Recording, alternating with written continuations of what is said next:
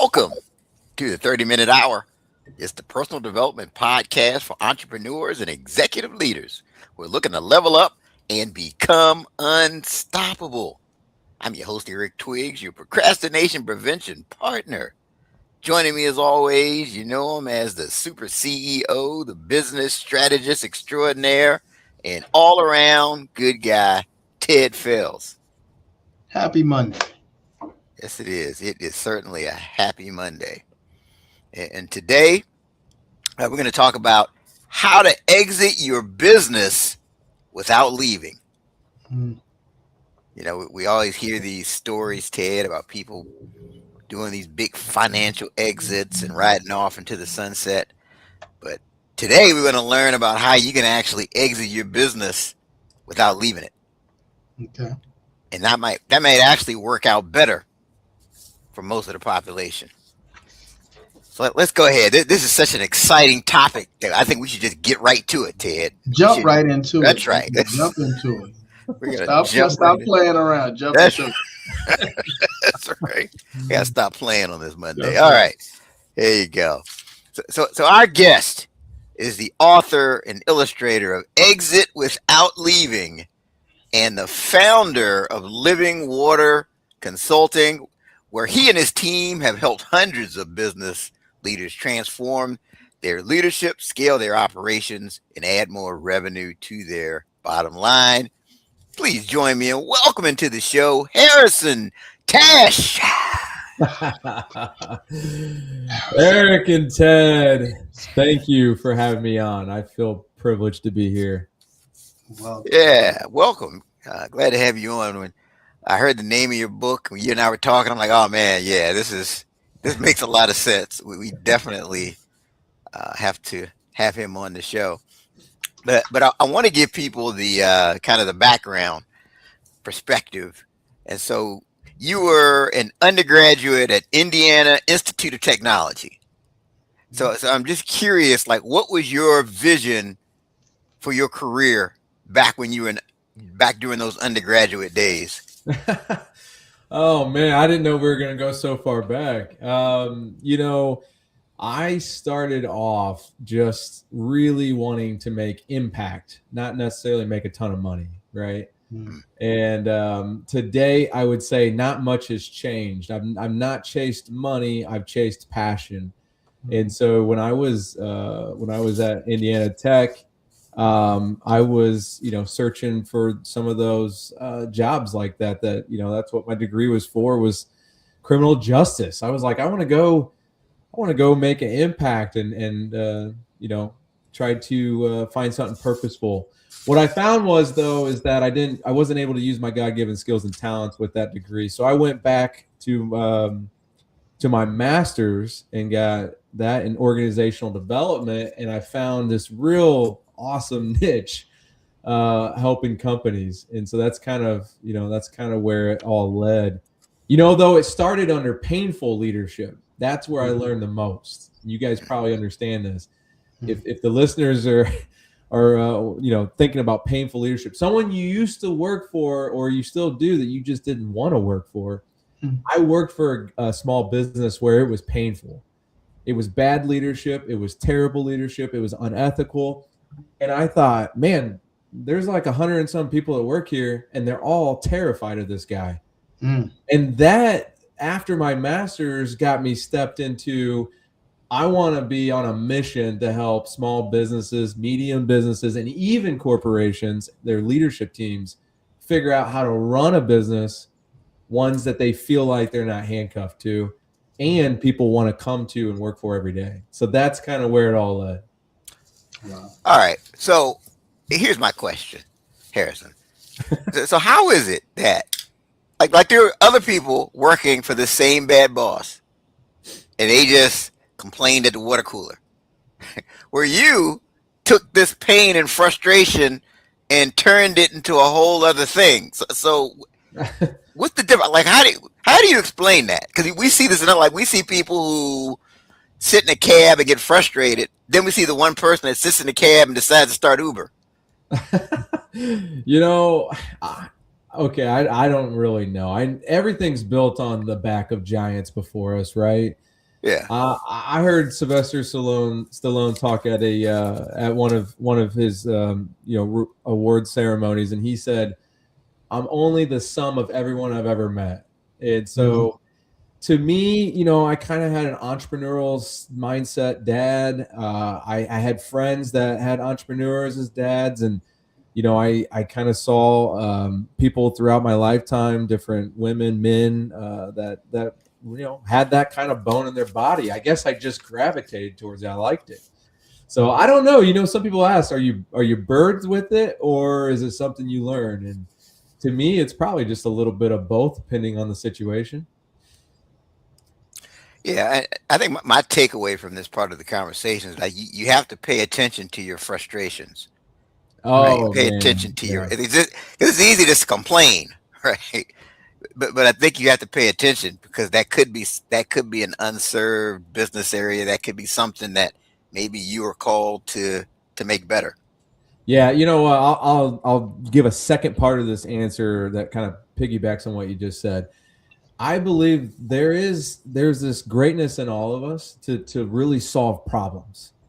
And this world is filled with problems. So it's literally about taking a problem and figuring out, can you solve it to help somebody's need? And here's what I've learned. You solve one person's need, and you're probably solving thousands of people's needs if you go out there and try to figure out where those problems are, because you're not alone. It's kind of like when you're in a room and someone's talking and they said, anybody have questions? And then you're like, well, yeah, I got this question, but I don't want to look dumb, right?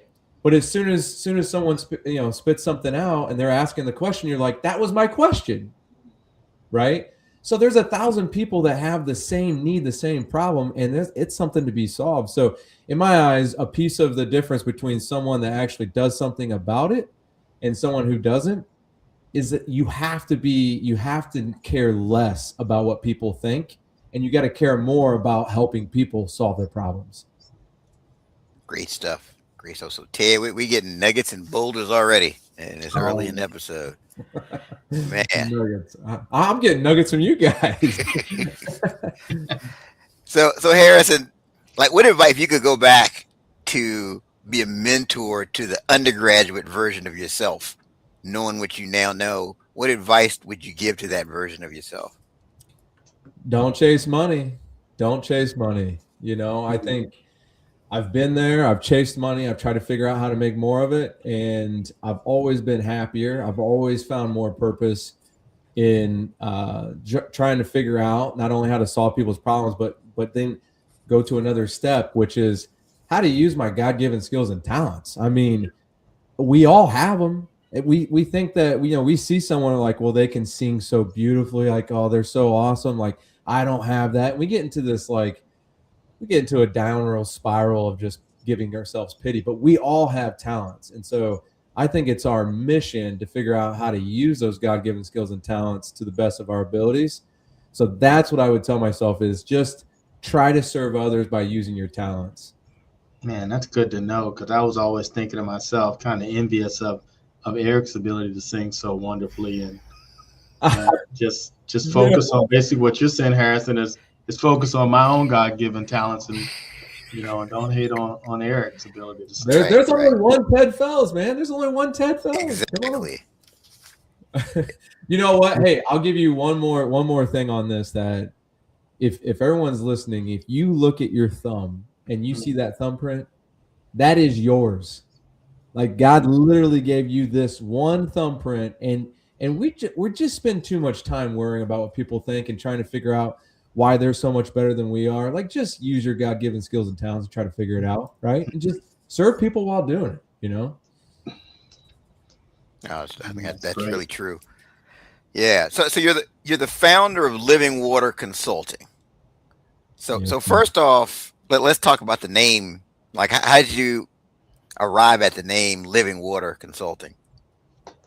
Yeah, I try to give everything back to God. I mean, everyone has their own spiritual journey, but I try to give everything back to God. Living water comes out of the Bible. It's out of the book of John, and there's other books that reference it as well. And so anyways, it's literally comes from there. I don't know how deep you want to go into that, but essentially that's where it comes from. And I believe that, again, that there's so much to give back to people and to God, and that's what I wanted to do in our consulting practice. And every business we work with, beyond that is like some are Christian, some are not. Like it really, we don't say we only work with this type of business. We work with all sorts of businesses.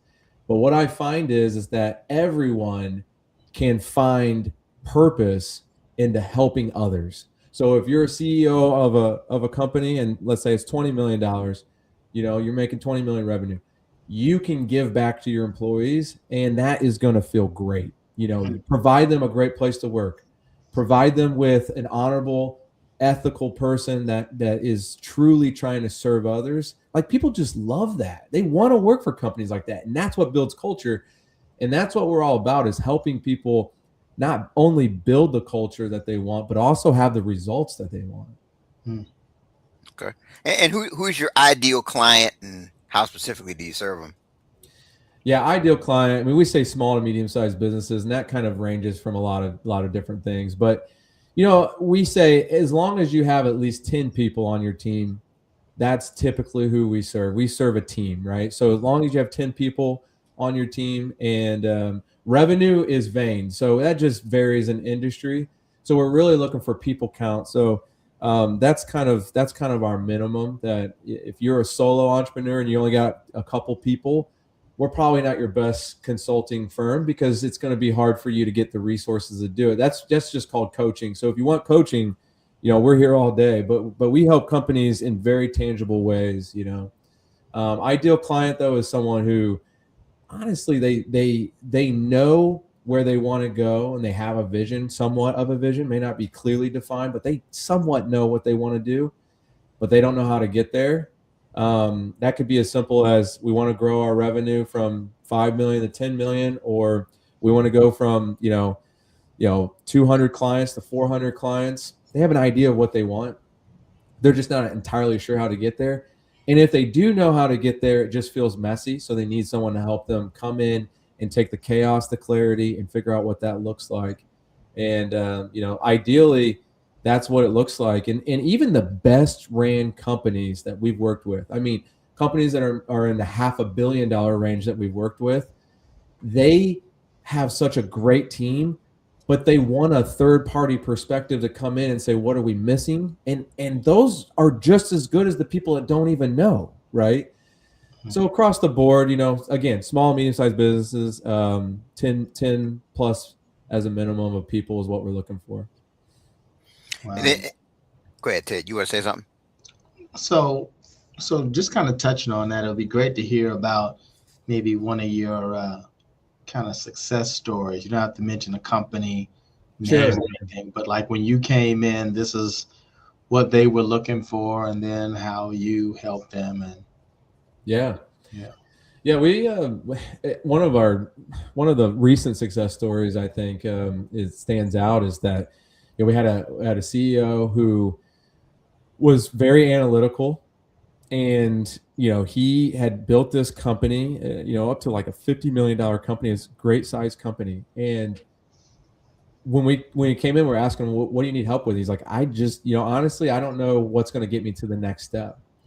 And so we did an org assessment with him, which means we come in either online or in person. And in this scenario, we were able to do both. And it's asking all the great questions to figure out where you are today.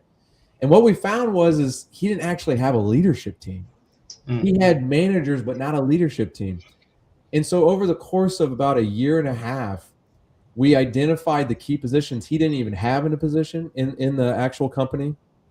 We also identified the people that were already ready to take certain positions. And then we took the existing management team and started elevating certain individuals into the leadership team.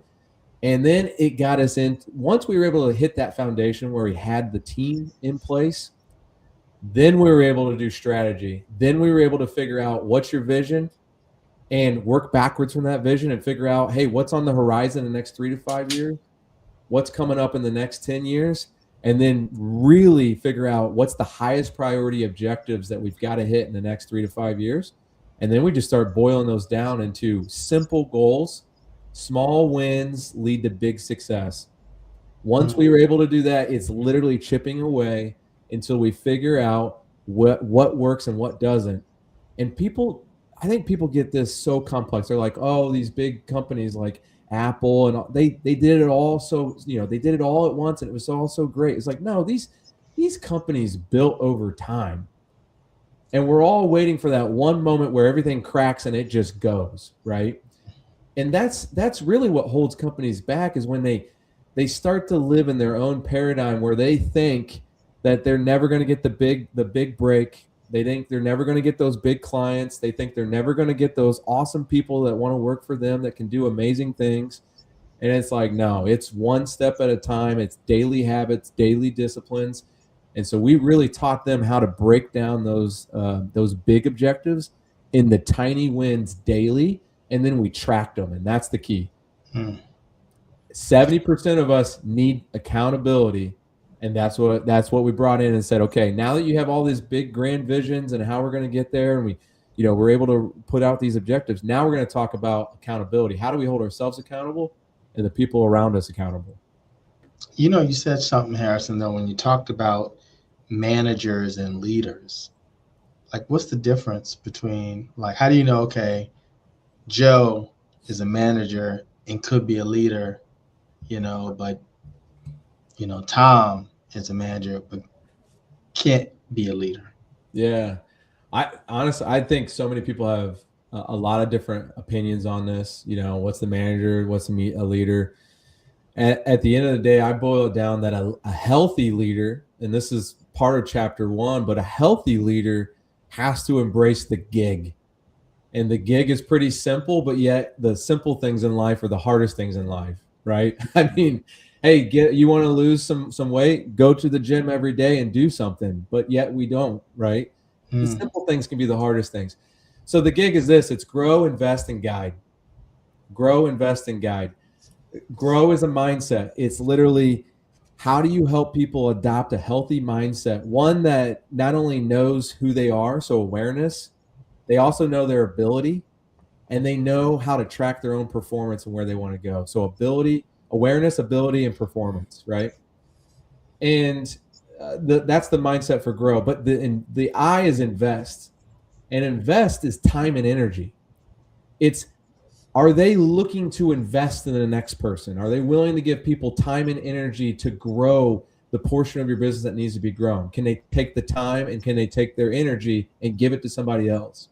Because our businesses will not grow unless we do that. And the last one is guide, which is more about stewarding a relationship. But on the flip side, because this is always about us and them, it's always about you and them.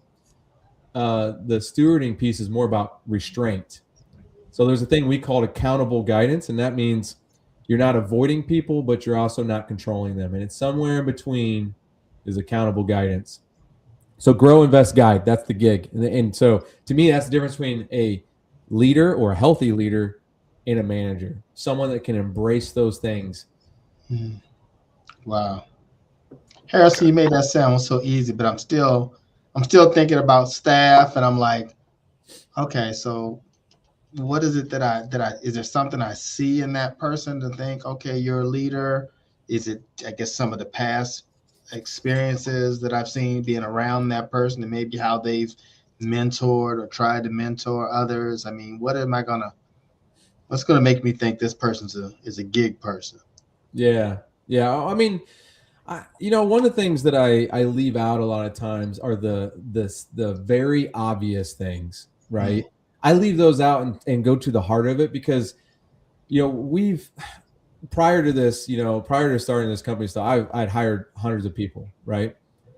And I never knew a manager that said, I really love them. They're just awesome, and they're not very competent, but I'm going to hire them, right? They always have to have competence in what they're doing. But you know what I've also learned? There's a thing called the Dunning-Kruger effect. And essentially it says that we will be overconfident in our abilities in a particular area. And when you start to hear someone that are like, oh, I could do that. Oh man, I used to do that and I was expert at that. I could absolutely come in and do that for your business. You know what? Well, you better watch out and you better ask 1,000 more questions and figure out, right? You better do some aptitude tests. You better have them in for a job shadow, because you're probably getting someone in your business that knows how to talk but doesn't know how to do, right? So there's some things. I mean, you got to have competence. In the grow mindset, we talk about ability, awareness, ability, and performance.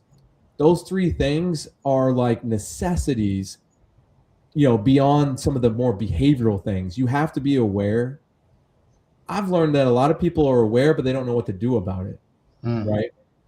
Well, I know I'm kind of lazy, but I don't know what to do. Right. And so that's where the ability is there. The awareness is there. You got to have the ability to change it.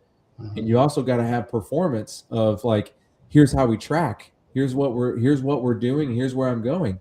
So to me, to answer your question, yes, the competence is like a ground zero. We got to be right there, and they got to have the competence first.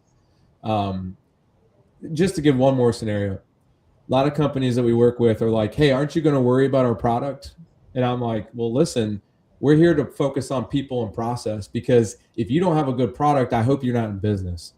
So, and don't get me wrong, there are companies that do need to work on their product. Those are more product driven companies. But at the end of the day, we help with people and process more than we do product. So again, I assume some things that's a starting point. So if you don't have that, then let's not work together, because you need to work on your product, make sure that's good first. Or you need to work on your competence, because we can't hire you until that's good first, right? Wow. Do you help out with do you help out with the hiring process? Because I think the hiring process is key. So I think sometimes you can look at somebody and a lot of times the leaders, they have a track record of they're getting promoted. They went into this situation. It was doing 10 grand. They left. It's doing 25 grand. And here's what they did they kind of have that pattern. And then you have the people who are more just kind of the manager type person, where they really can't tell you any of those details. And that's kind of what I've seen. I think it starts in that interview process to really differentiate between who's more of a manager and who's more of that leader. Hey, you know what? I'm willing to have the conversation with you guys. I mean, this is, interview process is one of my favorite things to work with companies on. As far as it's just fun for me. It's not like our main bread and butter, obviously, but it's fun. We actually created a turnkey solution that has processes, checklists, onboarding, training schedules. We have turnkey solutions where we say, what's your industry? And then we tailor it to that, and then we flip it over to you and say, now let's teach your team how to do this. I think there are a few things that people need to do in the interview process to really figure this out. One is slow down.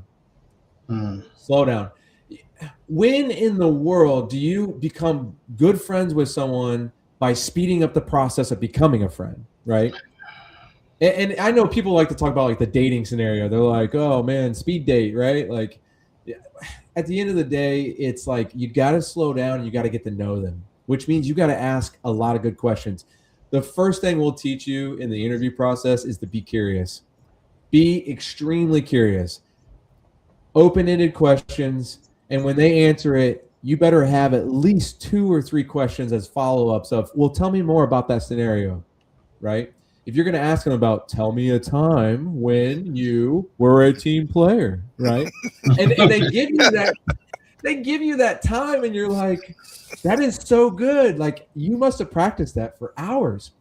I'm going to give you 2 or 3 more questions on top of that and say, well, wait a minute. You said that in that scenario for you were a team player because you went and did a one-on-one meetings with everyone before the meeting so that you could prep them and you got them all ready and stuff. And they're going through all these things, and you're like, that's really good. I mean, we need that kind of leader in our business. I'm going to ask you to think about, well, wait a minute. You went into one of those one-on-one meetings. What did those look like? What did you say? Right? How did they respond when you went in there? And what are some things you do to create trust with those people to be able to go in there and actually talk about something that's useful, right? So you just ask 1,000 more questions and people get tired of this. I tell people all the time, I'm like, we're going to ask you the same question in multiple ways and you're going to get tired of it. But at the end of the day, what you're doing is you're ensuring that they know themselves and they're able to tell you actually how they will respond. And you're going to hear it in a lot of different ways. Personality tests do the same thing. They ask you the same thing 20 different times to figure out who you really are. Yeah, and that's part of the score. Is if you're contradicting yourself throughout the test will pick up on that. Yeah, and it'll give you an accuracy a lot of times, right? Yeah. Right. Wow. Thank you. This is fascinating stuff. I mean, that is tremendously valuable because people are just getting better and better at getting through these interviews and putting their best face forward and telling you everything you want to hear and not being able to back it up with performance. So definitely kudos to you for focusing on the onboarding and hiring process. I'll tell you one thing too. One of the feedback that we get repeatedly, and I'm serious, this happens a lot because again, this isn't one of our main things that we do with companies, but it is something that we have a turnkey solution to say, here, now let's put it in place. And one of the things we hear a lot back in the feedback loop is we were really good at trying to sell ourselves, and what you taught us is how to make sure that it's a good fit for both sides. So it's them selling you just as much as you're selling them, but it's also them just being, you're inviting them to be curious about you just as much as you're curious about them. And that's the biggest difference. If you're going into, trying to interview someone and you're just talking about yourselves and then you're asking these closed-ended questions, you're not really doing much, right? You're really just helping them through the interview process. Good stuff. So let's talk about your book. I love the title, Exit Without Leaving. So what was it that motivated you to write it? I just saw a lot of really good businesses all the way from like $1 million to like $500 million. Like I said, these privately held, owner-led type businesses. And I just saw a good portion of these owners, or I say owners because there could be multiple owners in the business, right? I saw them feel like they were trapped in the business. And it was a lot of times because of the behavior and the limited beliefs that they had. And I was honestly tired of hearing people talk about build a business to sell it, right? I'm like, I know so many people that don't want to sell their business. They just want to know how to run it better. And so I think that there's just a good portion of the population that aren't interested in just selling their business. They're interested in learning how to grow it and to empower people to live out their skills and talents, to be able to literally choose what they want to work on. I'll tell you guys a quick story. I got a great friend of mine that started off as a client, and now we're like best friends.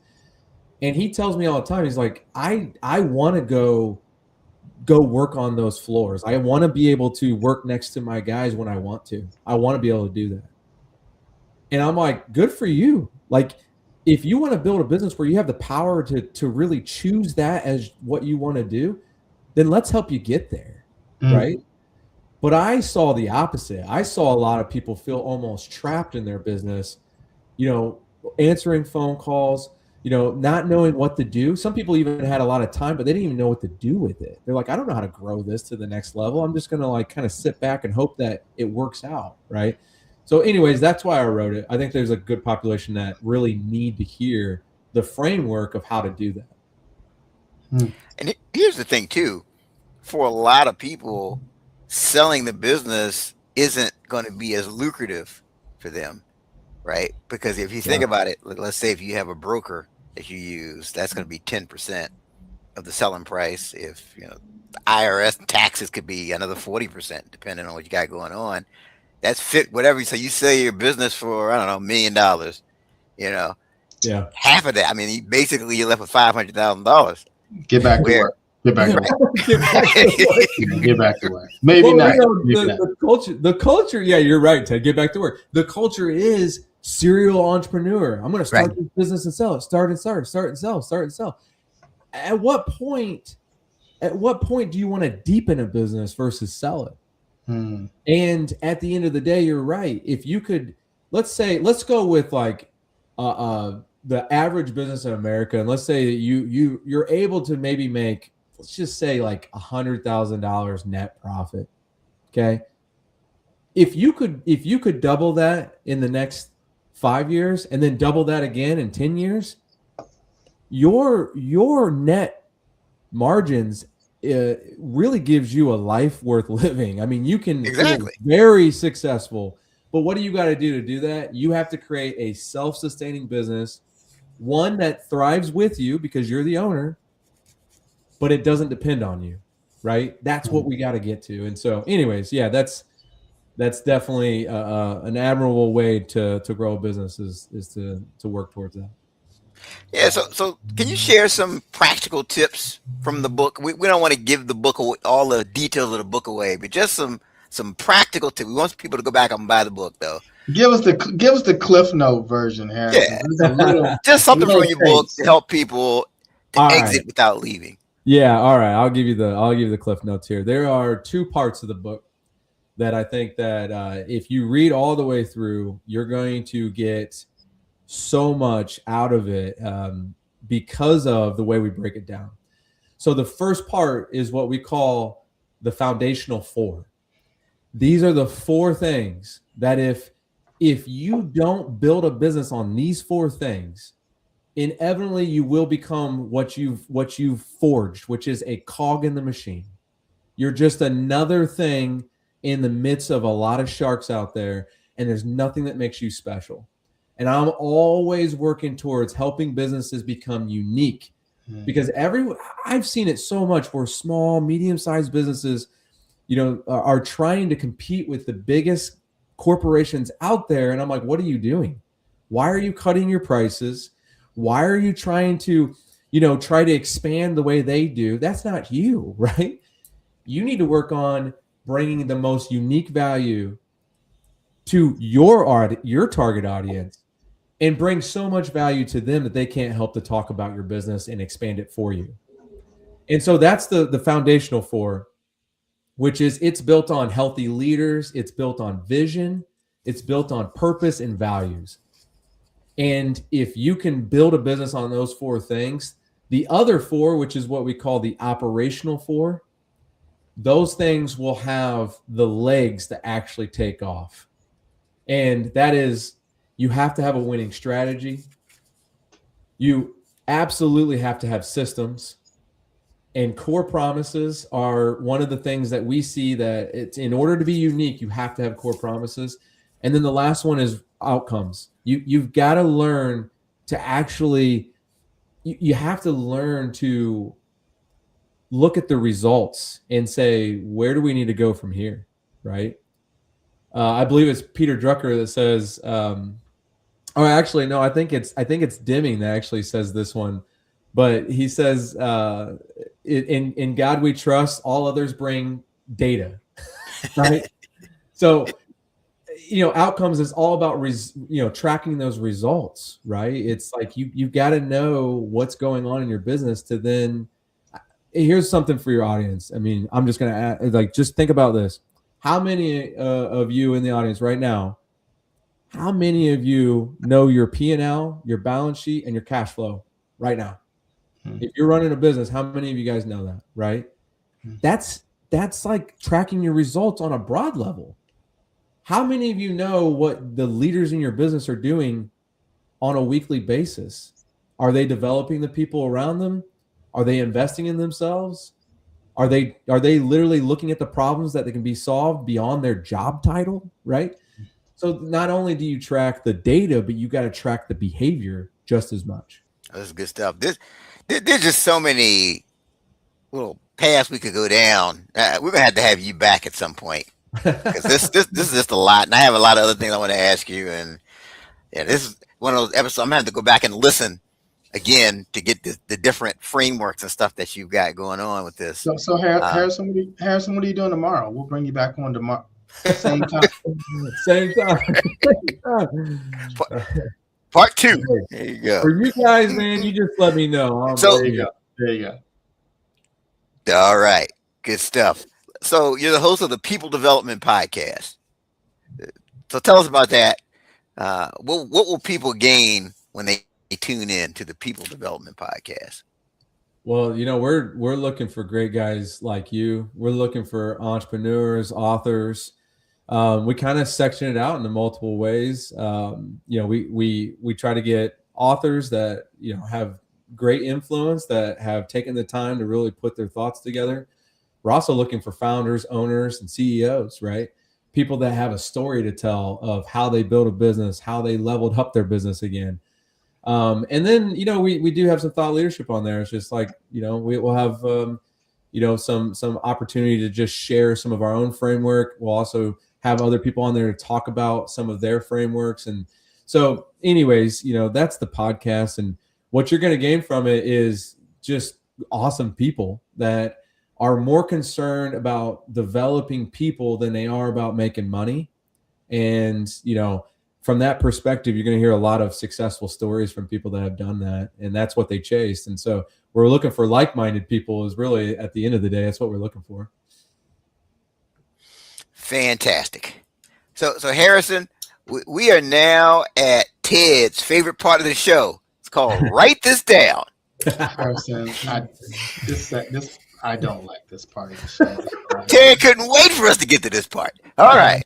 Let's skip this part of the show. Because this is that part, Harrison, man, that you've been dropping so much knowledge throughout, and just the fact that I may have to follow behind you in this segment of the show is just it's the worst ever. But we must go. So let's. Yes. So this is where we go around and we share at least one takeaway from today's episode that we want people to write down so they can level up. So Harrison, you're the guest of honor. What do the people need to write down from today's show?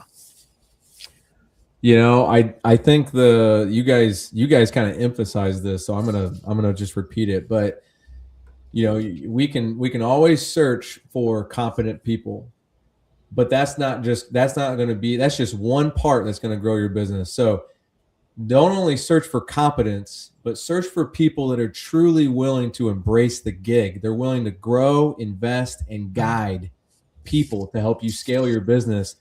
And hopefully it'll be less painful because you pick the right people. All right. Write that down. Gig. All right, Ted. So this right here is really why I don't like this section, right? Because I was thinking of which areas. I said, man, that whole interview section seemed really cool. I'll touch on that. And then I like the gig, and he just took the interview part and the gig part and just kind of pulled it all together. So you may hear some of the same things, but the thing that really resonated with me was when you said, like, slow down on the interview process, like slow down. Like, we always are looking for that person to fill a gap, right? We got to get somebody to fill that gap, whether it's internally or on a client site. And it's like, we've been interviewing, we've been looking at all these candidates, and we just want that next person to be the person so bad, right? Because if it's something to fill a client need, that client every day is like, okay, where's the person? Where's the person? Where's the person? It's been 2 days and we've had a vacancy here, right? And you're like, I gotta get that person, right?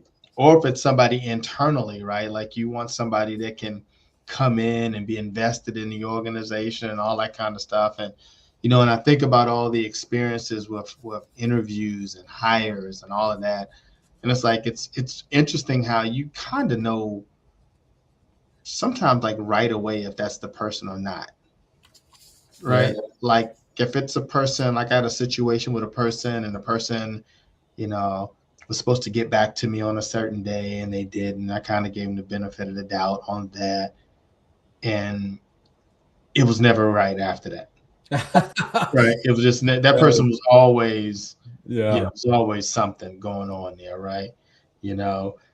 And so so when you go through that process, and I think you're bringing people back multiple times and interviewing them multiple times and going deeper into the questioning and all that, I think you really kind of find out like what they're made of, and then how much they really want to be a part of your, your organization, right? And the thing about, I think you always have to, you always feel like you got to get it right, but especially in a small organization, Mm-hmm. right? Like I feel Yeah. like in a large organization, you can't tell me this company's got 1,000 people, like they get it right every time. But in a small organization, when you're talking 10 to 20 people, like, that whole saying about, having somebody that's a small fish in a big pond, or a big fish in a small pond, like you got to hit on your, like everybody's got to be a big fish in a small organization, and you just got to get it right. So maybe, because that 1, 2 people, they impact culture so much. Yeah. I think they rattle culture in a small organization where they may not necessarily do that in a large organization. So because you have to take some time to do it and get it right, because you're so frustrated if you don't make the right decision, and then it's harder to, I guess it's harder to get them out than it is, so you ought to make it, I guess, equally challenging to make the decision to bring them in. You might as well do that up front. So yeah, so that whole area around interviewing and all of that, and the team, and trying to make sure you orchestrate, you pull that team together just right. That really resonated the most with me. Yeah. And Ted, just to piggyback on what you just said, I would view every communication, every handshake, every appearance as your little indicators, right? Mm, And you're exactly right. I always tell people never go by just giving, very broad deadlines. Like, be very specific. So if you're requesting them to give you a resume, their or their project list or whatever, you say, I'll take that by Tuesday by 4 p.m. mm-hmm, And if they give it to you by 4:01, that's an indicator, mm, right? And I'm serious, 4:01, then you didn't do your due diligence to put it in a half hour early, right? sure. So, anyways, I agree with you. Those Good are those point. are little indicators you got to pay attention to, no doubt. Good point. Thank you so much.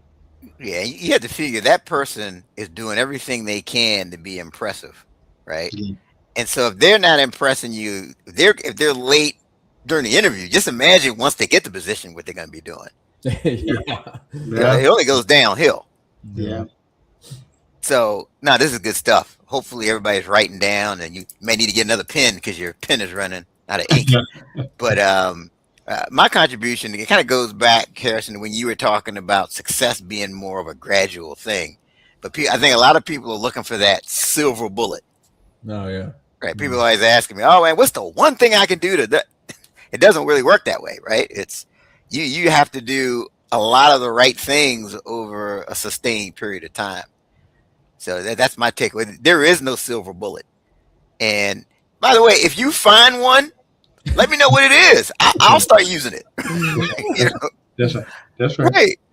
But until then, trust us. There is no silver bullet. It's gradual, Yeah. and you definitely need somebody like Harrison in your corner to make sure that you're taking the right steps that ultimately lead to success. Absolutely. So Harrison, this has been a fantastic episode. What can people do to get a copy of your book? What's the best way for people to connect with you to get a copy of the book? Yeah. It's on Barnes and Noble. It's also on Amazon. But if you want to connect directly, you can contact us at connect@consultlivingwater.com. You can find me on LinkedIn. You can also find our team on LinkedIn if you type in Living Water Consulting. But I'll tell you this: I'm always fascinated when people read the book and they send me something on it. We're getting emails that people send to us, or text even, and I tell you, it's just fun. So if you pick up the book, just let us know what you think, good, bad, or ugly. We're here for it. I'll take one on the chin if you don't really like it. So I appreciate it. All right. Well, good stuff. So thank you, Harrison, for sharing everything that you shared on today's episode. And then, speaking of sharing, for those of you listening and watching, don't forget to share the show. Yes. Share the show. Share this show. I tell you what, I spent about an hour listening to your guys' show today, and you got a subscriber right here. So Awesome. I was listening to it on Spotify. So yeah, if you guys haven't subscribed to the show, what are you doing? Listen to him. Listen to him. Ted, we definitely have to have Harrison back. I told you tomorrow. Bring him back tomorrow, Eric. Bring him back tomorrow. Oh man, I'm telling you. Yeah, so definitely speaking of Spotify, yeah, we're on Apple Podcasts and we're on Spotify. We're on all those other podcasting platforms as well. All you have to do is subscribe or follow, and that way you don't miss a future episode of the 30-minute hour. So again, thank you, Harrison, for being an awesome guest. Today we talked about how to exit your business without leaving, and just keep in mind as you're going through this that you can't allow perfect to become the enemy of progress. That's our time for this week. And until next time, have a great one. Thank you guys. Appreciate it.